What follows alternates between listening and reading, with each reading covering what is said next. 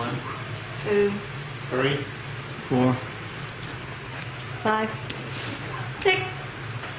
Hi, thank you for coming to watch me do my speech today for my current event speech for my public speaking class. I want to ask you guys a question. First thing I want to know is, how many of you have been bullied before?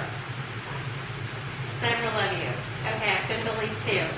The next question is, how many of you have been a bully before? And a few of you have been a bully before. 500 years ago, the word bully meant friend. And I know that's hard to believe, but PBS.org says that.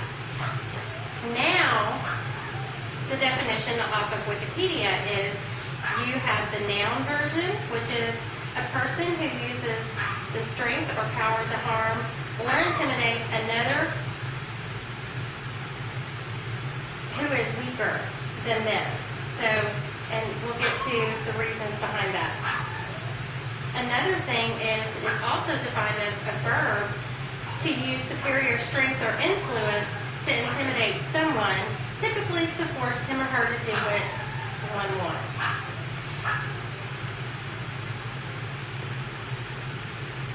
And there's the definition. There are different types of bullies. The physical type of bullying is being hit, kicked, pushed, either by stealing, hiding, or damaging another one's belongings. Those are all forms of bullying. Another is verbal. Verbal would be name-calling, teasing, or insulting. This is very common in junior high, elementary, probably high school too. Relationship bullying is also meant to where the person is refusing to talk to someone, spreading lies or rumors about that someone, and it's usually in some form of retaliation for something somebody they thought they didn't do something right or did something they didn't like or something. It also includes threats and forced involvement in activities that are unwanted by the person that's being forced to do those things. So if you're forced into any action whatsoever, that's a form of bullying. There are targets for these bullies. They usually have either a small stature, these are physical differences, so they'll have a small stature, which is what I was personally teased about. Large statures for people that are extremely taller or heavier maybe than the average kids. And then also kids with disabilities. There's personality differences that are targeted by bullies. Kids that are easily anxious, they get freaked out by little things. They might have a small number of friends or low confidence levels. So they may be real intimidated by people. The other target group is social class. Minorities fall into this category. There's also a group of category of friends that with the social groups and or cliques in today's schools and things. And then financial status. Some kids can or can't afford things that other kids can or can't afford to do or wear or things like that. So they might be teased or picked on over these things. For solutions, now in 2011, we have got new additions to the laws passed in Texas, especially. We have laws passed for counseling and protection for bullying victims and bullies.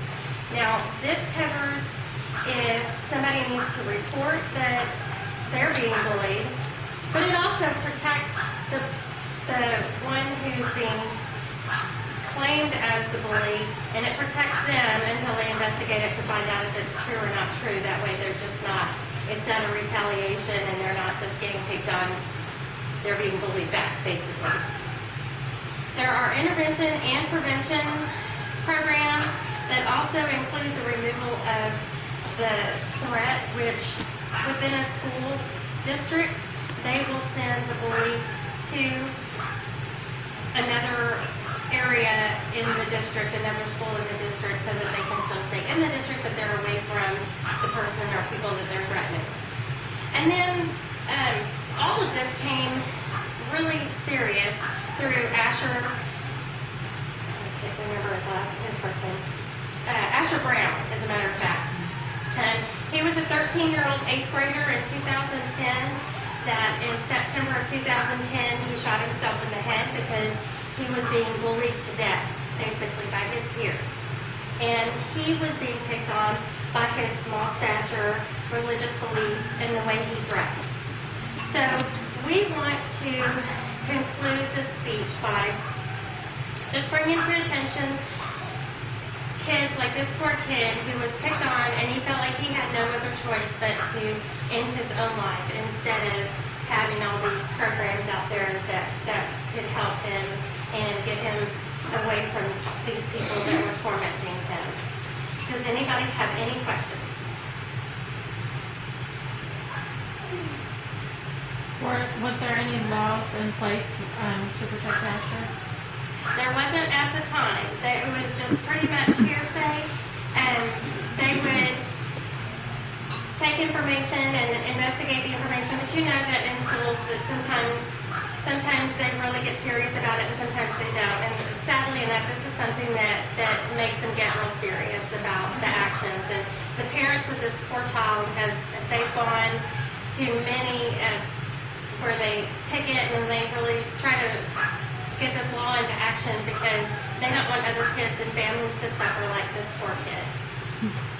Anybody else? How big of a problem is that in schools? I mean, It's a huge problem. Has been for years. Has been for many, many years. And people are bullied they've been bullied. I mean, you're probably the oldest person here and people were getting bullied or you were being bullied. Sorry. You were being bullied when you were in grade school and junior high and stuff, and they're still doing it now, and it's over the same things. It's always over the same things. If somebody comes in with a disability, then they mistreat them or give them a hard time, or if it's something about the way they talk, something that makes them different, and that's the reason that they pick on these kids, and there's no reason for that. We're all created equal, and we should all be treated equal. Anyone else? Do they speak to the children at the schools about this? They speak to the children, they speak to them privately, and they give them the protection so that they warrant the protection so that they know that they're not going to get bullied more by telling that they're being bullied. So the protection order is to protect the bullies, victims, and the bullies, to make sure that, like I said, it's not over retaliation and somebody's just mad at somebody. But then they do notify the parents, and then there's counseling and